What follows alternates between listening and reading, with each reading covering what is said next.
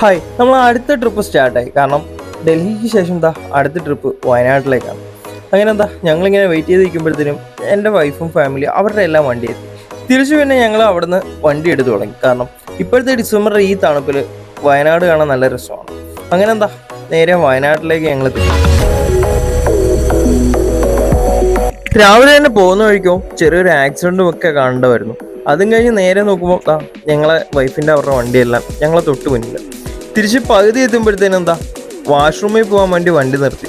തിരിച്ചു പിന്നെ ഞങ്ങൾ അവിടെ ഇറങ്ങി കുറച്ചു നേരം നിന്നിട്ട് തിരിച്ചു പിന്നെ വീണ്ടും വണ്ടിയിൽ കയറി യാത്ര തുടങ്ങി. കാരണം വയനാട് പോകുമ്പോഴത്തേനും ചുരത്തിൽ ബ്ലോക്കും ആക്സിഡൻറ്റും പല പല ഇഷ്യൂസും ഉണ്ട്. അതുകൊണ്ട് അതിനെല്ലാം മുമ്പേ അവിടെ കവർ ചെയ്യാൻ പറ്റി അത്രയും നല്ലതെന്നും പറഞ്ഞ് ഞങ്ങൾ പിന്നെ അധികം ടൈം അവിടെ വേസ്റ്റ് ചെയ്തു.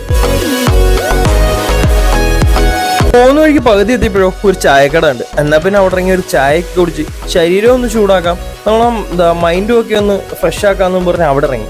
ഞങ്ങളെല്ലാം പിന്നെ ചായയെല്ലാം കുടിച്ച് കുറച്ചു നേരം അവിടെ എത്തുന്നുണ്ട്. പിന്നെ വണ്ടി കയറി തിരിച്ച് വീണ്ടും യാത്ര തുടങ്ങി. കാരണം എന്ന് വെച്ചാൽ ഞാൻ പറഞ്ഞില്ലേ, നമുക്ക് മാക്സിമം ട്രാഫിക്കും സിഗ്നലുകളും ഒക്കെ ഒന്ന് കവർ ചെയ്യാൻ വേണ്ടിയുള്ള സമയം. അതുപോലെ തന്നെ പോകുമ്പോഴേക്കും ചെറിയ മൂടലോ അതേപോലെ തന്നെ തണുപ്പും ഒക്കെയായിരുന്നു. എയ്സൂടനായിരുന്നല്ലോ ഞങ്ങളിവിടെ ആള് നല്ല ഫുൾ വൈബ് മൂവിൽ. പിന്നെ ബാക്കിയുള്ളത് നമ്മൾ തൊട്ട് ഫ്രണ്ടിൽ പോകുന്ന വണ്ടിക്കാണ്. അതെല്ലാം കഴിഞ്ഞ് നേരെ പകുതി എത്തി കുറച്ചു നേരം റെസ്റ്റ് എടുക്കാൻ വേണ്ടി വീണ്ടും നിർത്തി. അവിടുന്ന് പിന്നെ നേരെ പാലിക്കര ടോൾ പാസ്. എനിക്കാണെങ്കിൽ ഫാസ്റ്റ് ആകൂലായിരുന്നു. പിന്നെ ഞാൻ അവിടുന്ന് റീചാർജ് ചെയ്തിട്ടാണ് കയറി. അതെല്ലാം കഴിഞ്ഞ് തൃശ്ശൂരെത്തി. നമ്മളെ വടക്കുന്നാഥ അമ്പലത്തിൻ്റെ ഫ്രണ്ടിൽ കൂടെ പോയി കുറേ പകുതി എത്തുമ്പോഴത്തേനും ഒരു ഹോട്ടലുണ്ട്. അവിടെ പിന്നെ ഞങ്ങൾ ഫുഡ് കഴിക്കാൻ വേണ്ടി കയറി. നല്ല ഭൂരിയും മസാല ദോശയും ഒക്കെ ആയിരുന്നു. അടിപൊളി നല്ല ടേസ്റ്റി ഫുഡും ആയിരുന്നു. അതെല്ലാം കഴിഞ്ഞ് തിരിച്ച് വീണ്ടും ഞങ്ങൾ അവിടെ നിന്ന് വിട്ടു. പിന്നെ ഫുഡ് കഴിക്കാൻ ഇറങ്ങിയ അടുത്ത് നേരെ MGന്ന് ക്രേറ്റയിലോട്ട് കയറി. അവിടെ നേരെ ഡ്രൈവിംഗ് സീറ്റിൽ തന്നെ. കാരണം എനിക്കാണെങ്കിൽ വണ്ടി ഓടിക്കാൻ തുടങ്ങിയാൽ ഭയങ്കര ക്രൈസാണ്. ഞാൻ അങ്ങനെ ആർക്കും വണ്ടി കൊടുക്കാനും നിൽക്കുന്നില്ല. ഒത്തിരിപ്പിന് എത്ര കിലോമീറ്റർ ആണെങ്കിലും ഉണ്ട്. നമ്മുടെ കൂടെ ആണെങ്കിലോ അളിയനും വൈഫും ഉമ്മച്ചി. ഇതിൽ നിന്ന് നേരെ എന്ത് ചെയ്ത് വൈഫിൻ്റെ ഫാദറിനെ നമ്മളെ MGയിലോട്ട് കയറ്റി അനിയനെ വണ്ടിയും കൊടുത്ത് അവനെ വിട്ടു. നേരെ അവർ നമ്മുടെ തൊട്ട് ഫ്രണ്ടിലിരുന്ന് ഓടിപ്പം തുടങ്ങി. നേരെ പിന്നെന്താ നമ്മളെ കുറ്റിപ്പുറം പാലത്തിൻ്റെ മുകളിൽ കൂടെ താഴോ നമ്മുടെ ഭാരതപ്പുഴ ഒഴുകുന്നു. പ്രകൃതിയായി തന്നെ നമ്മുടെ ഭാരതപ്പുഴ ചില മനുഷ്യരുടെ ഇടപെടൽ കാരണം പുഴയുടെ ഗതി തന്നെ മാറി.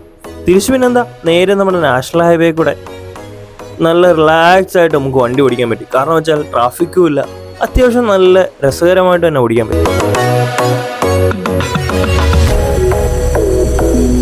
പിന്നെന്താ ഒരു സൈഡിൽ നോക്കുമ്പോഴത്തേനും നമ്മുടെ എഞ്ചി നേരെ ഓരോ ട്രാക്ക് ഇങ്ങനെ ഷിഫ്റ്റ് ചെയ്ത് തൊട്ട് ഫ്രണ്ടിൽ തന്നെ പോകുന്നു.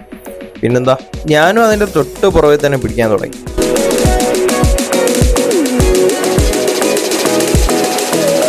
അങ്ങനെ നമ്മൾ ആറുവരി പാതയുടെ യാത്ര നല്ല എൻജോയ് ചെയ്ത് ഇങ്ങനെ അരം പിടിച്ച് വരുമ്പോഴത്തേനെന്താ കോഴിക്കോടിൻ്റെ ഏരിയയും കഴിഞ്ഞ് നേരെ വയനാട് അടിവാരം ഏരിയയിലേക്കുള്ള റോഡ് ഡീവിയേഷൻ.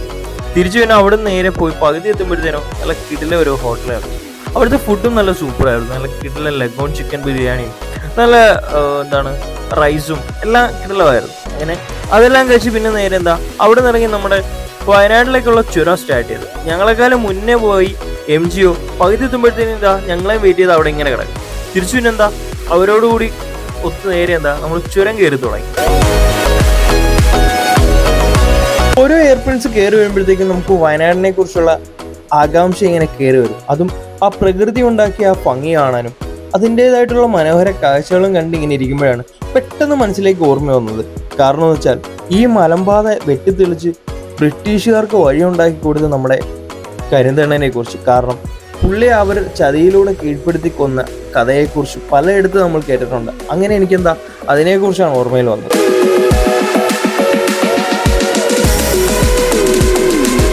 ഏകദേശം ഒരു 4 മണിയൊക്കെ ആവാറായപ്പോഴത്തേനും നമ്മൾ ചുരം കയറി വയനാടിൻ്റെ ഭാഗം എത്താറായി. കാരണം ഞാൻ വിചാരിച്ചു ഇടയ്ക്ക് റോഡ് പണിയുടെ ഭാഗമായിട്ട് മരമുറിപ്പൊക്കെ ഉണ്ടായിരുന്നല്ലോ, അങ്ങനെയുള്ള പ്രശ്നങ്ങളോ ബ്ലോക്കോ ഒക്കെ ഉണ്ടാവുന്നു. എന്തോ ഭാഗ്യം ഒരു പ്രശ്നങ്ങളും ഇല്ലാതെ നമുക്ക് നേരത്തെ എത്താൻ പറ്റും. അങ്ങനെ അവസാനത്തെ 9ാമത്തെ എയർപോർട്ടിൽ കയറി ചെല്ലുമ്പോഴത്തേനും വെൽക്കം ടു വയനാട് എന്ന ബോർഡും കഴിഞ്ഞ് നേരെ ചെല്ലുമ്പോഴത്തേനും വർഷങ്ങൾക്ക് മുമ്പ് ആൾക്കാർ ലോറിയിലും ഒക്കെ പൊക്കോണ്ടിരുന്ന കർഷകരെയൊക്കെ അഗാധമായ കൊക്കകളിൽ മറിച്ചിട്ട് നമ്മളെ കരിന്തണ്ണനെ ചങ്ങലയിൽ തളച്ച സ്ഥലമാണ് ഈ കാണുന്നത്. പിന്നെ അവിടെ നിന്ന് ഞങ്ങൾ നേരെ അടുത്ത സ്ഥലത്തേക്ക് പോയി. ഇതിൻ്റെ 2ാം ഭാഗം എൻ്റെ ഈ ചാനൽ വരുന്നതാണ്. മാക്സിമം എല്ലാവരും വീഡിയോ സപ്പോർട്ട് ചെയ്യാം.